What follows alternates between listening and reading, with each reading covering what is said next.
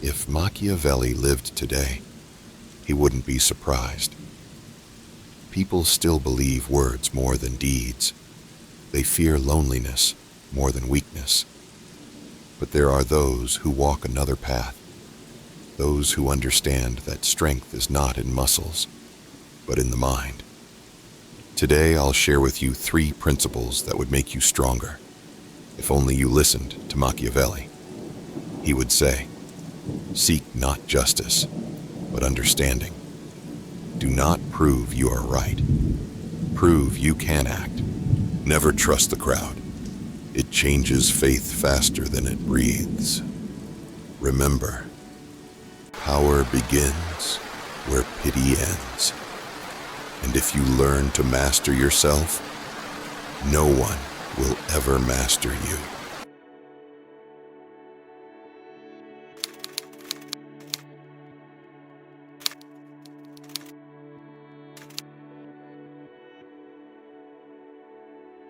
The greatest delusion of this age is believing the world owes you fairness.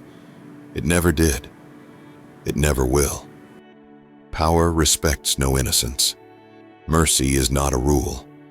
It's a weapon of the strong. You think your kindness protects you? It only tells the wolves that you don't bite. I learned this long ago, among men who smiled in daylight, but sharpened their knives in the dark. Every man desires justice, but few are ready to pay its price. So I turned to truth. Cold, merciless, unpainted. The truth that comfort weakens the soul. That discipline, not passion, builds empires. And that survival belongs not to the righteous, but to the adaptable. You want to change your life? Then stop chasing fairness. Seek clarity. The world won't reward your intentions, only your results. Be calm. Be sharp. Be ruthless when the moment demands it. This is cold realism. The first step to becoming unstoppable.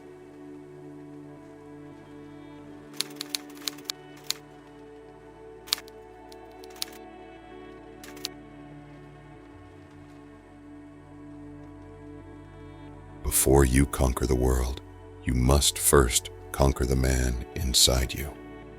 The wars outside are easy. You can see your enemy. You can fight him. And when it's over, you know who won. But the war within, it never ends. Every man carries 2 voices, one that whispers courage and one that whispers fear. Most never learn which one to obey. Niccolò once wrote that fortune favors the bold, but boldness is impossible without discipline. Control is not about suppressing emotion. It's about directing it. Anger, fear, desire. These are not your enemies. They are your weapons if you learn to wield them. The undisciplined man seeks pleasure. The wise man seeks purpose.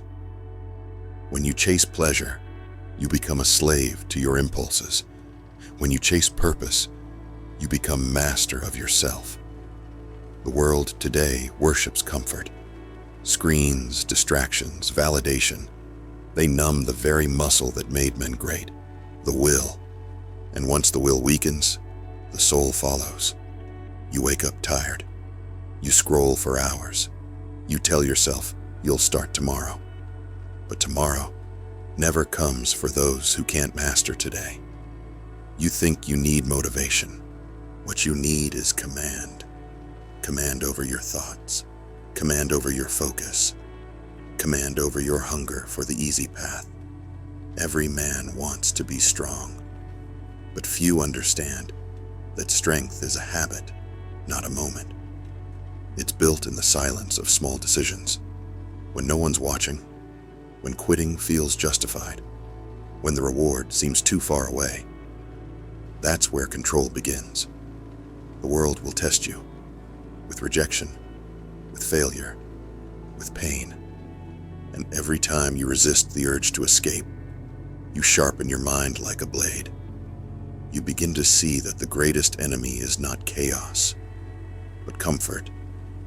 A man who learns to suffer with purpose becomes unstoppable, because suffering no longer breaks him, it builds him.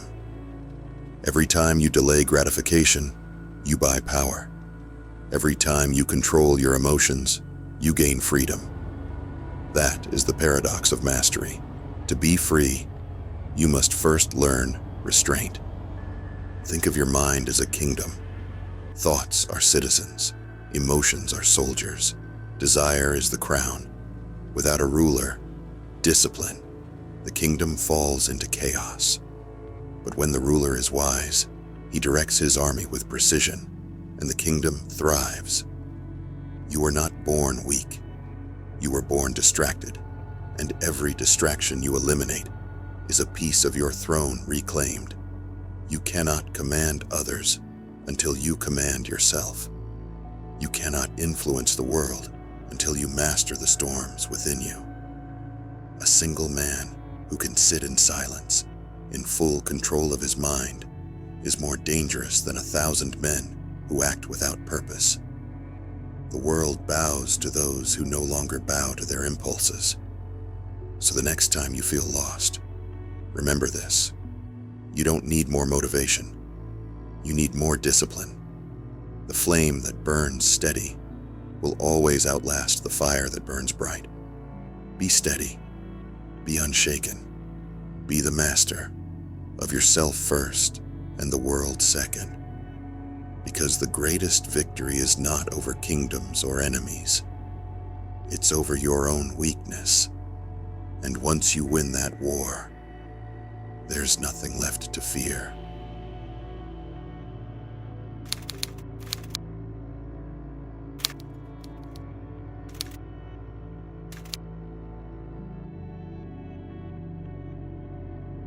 Power doesn't come from shouting the loudest.